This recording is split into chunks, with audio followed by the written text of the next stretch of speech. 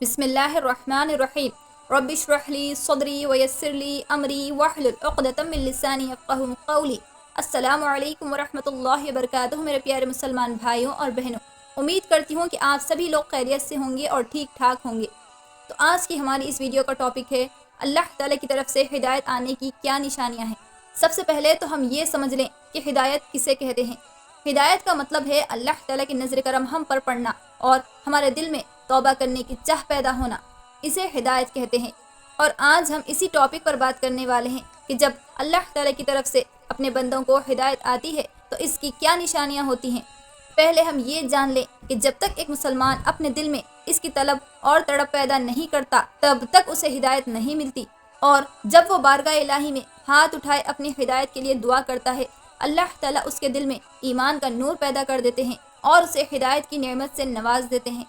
آج کل ہم سبھی مسلمانوں نے یہ ایک ٹریڈیشن بنا لیا ہے کہ جب بھی ہم کسی مولانا یا مفتی صاحب سے ملتے ہیں یا پھر کسی پیر صاحب سے ملتے ہیں تو ہم ان سے دعا کی درخواست کرتے ہیں کہ آپ ہمارے لیے دعا کر دیجئے، جیسے کہ ہم تو مسلمان ہی نہیں اور نہ ہی اللہ تعالیٰ نے ہمیں دعا کرنے کے لیے ہاتھ دیے ہیں۔ ہم یہ کیوں نہیں سمجھتے کہ جب تک ہماری بیماری کا علاج خود ہم ڈاکٹر کے پاس جا کر نہیں کراتے تب تک ہماری بیماری کیسے ختم ہوگی۔ اسی طرح ہمیں اپنی ہدایت کے لیے خود اللہ تعالیٰ سے ہی دعا کرنی چاہیے۔ قرآن مجید کی سورہ الزمر آیت نمبر 36 میں اللہ تعالیٰ فرماتے ہیں، بسم اللہ الرحمن الرحیم، اور جس کو اللہ تعالیٰ گمراہ رکھے اسے ہدایت دینے والا کوئی نہیں، اور جس کو ہدایت دے دے اسے گمراہ کرنے والا کوئی نہیں۔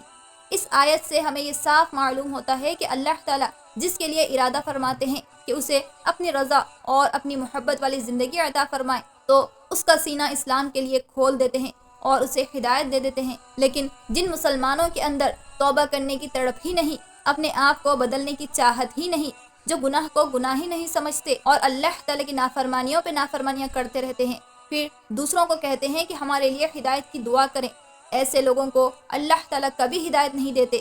قرآن مجید کی سورہ الاحزاب آیت نمبر 36 میں اللہ تعالیٰ فرماتے ہیں، بسم اللہ الرحمن الرحیم، اور جو شخص اللہ اور ان کے رسول صلی اللہ علیہ وسلم کی نافرمانی کرتا ہے تو وہ سری گمراہی میں پڑ چکا ہے۔ اس آیت میں اللہ تعالیٰ نے نافرمان لوگوں کے بارے میں فرمایا ہے کہ وہ لوگ گمراہی کے راستے پر بہت زیادہ آگے بڑھ چکے ہیں، اور اللہ تعالیٰ بھی ایسے لوگوں کی پرواہ نہیں کرتے اور انہیں اپنے حال پر چھوڑ دیتے ہیں جو نافرمانیوں میں حد سے زیادہ بڑھ چکے ہیں۔ پیارے مسلمانوں، ہدایت ایک ایسی نعمت ہے جو ہر کسی کو نہیں ملتی۔ خوش نصیب ہوتے ہیں وہ لوگ جس کو اللہ تعالیٰ اس دنیا میں ہدایت دے دیتے ہیں۔ جس شخص کو ہدایت ملتی ہے وہ اپنے اندر کچھ چینجز محسوس کرتا ہے، جیسے جب بھی وہ اللہ تعالیٰ سے توبہ کرتا ہے تو اس کے دل میں اپنے گناہوں کے لیے شرمندگی ہوتی ہے اور اس کی آنکھوں سے خود بخود آنسو جاری ہو جاتے ہیں۔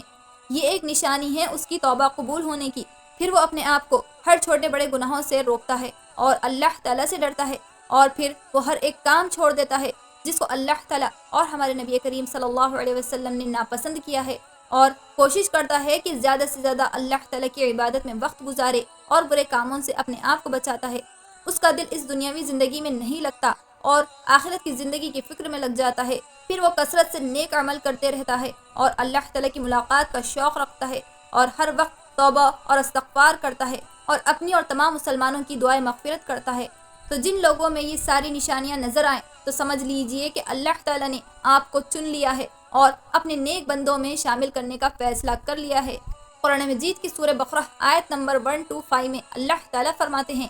بسم اللہ الرحمن الرحیم، الف لام میم، یہ کتاب قرآن مجید جس میں کوئی شک نہیں کہ کلمہ خدا ہے، خدا سے ڈرنے والوں کی رہنما ہے، جو غیب پر ایمان لاتے ہیں اور ادب کے ساتھ نماز پڑھتے ہیں، اور جو کچھ ہم نے ان کو عطا فرمایا ہے اس میں سے خرچ کرتے ہیں، اور جو کتاب اے محمد صلی اللہ علیہ وسلم آپ پر نازل ہوئی اور جو کتابیں آپ سے پہلے پیغمبروں پر نازل ہوئی ہیں سب پر ایمان لاتے ہیں اور آخرت کا یقین رکھتے ہیں، یہی لوگ اپنے پروردگار کی طرف سے ہدایت پر ہیں اور یہی نجات پانے والے ہیں۔ سبحان اللہ۔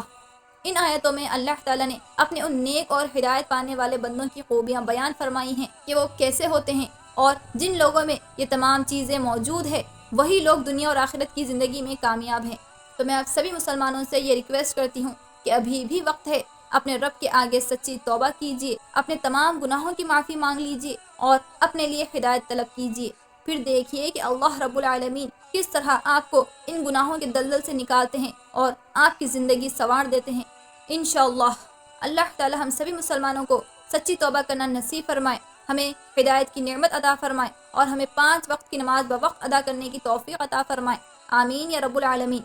پیارے مسلمانوں، امید کرتی ہوں کہ میری اس ویڈیو سے آپ سبھی کو بہت کچھ جاننے کو ملا ہوگا، تو کوشش کریے کہ آج سے آپ 5 وقت کی نماز پڑھنے کا ارادہ کر لیں اور اللہ تعالیٰ سے اپنے گناہوں کی سچی توبہ کریں، اور اس ویڈیو کو اپنے فیملی اور فرینڈز کے ساتھ ضرور شیئر کریے تاکہ ان کی بھی اصلاح ہو سکے اور انہیں بھی اپنے آپ کو بدلنے کا ایک موقع ضرور ملے۔ اسی کے ساتھ آج کی اس ویڈیو کو یہیں پر اینڈ کرتی ہوں اور امید کرتی ہوں کہ آپ سبھی میری اس کوشش میں میرا پورا ساتھ دیں گے اور انقلاب دی چینج کے کیمپین کو کامیاب کریں گے انشاءاللہ۔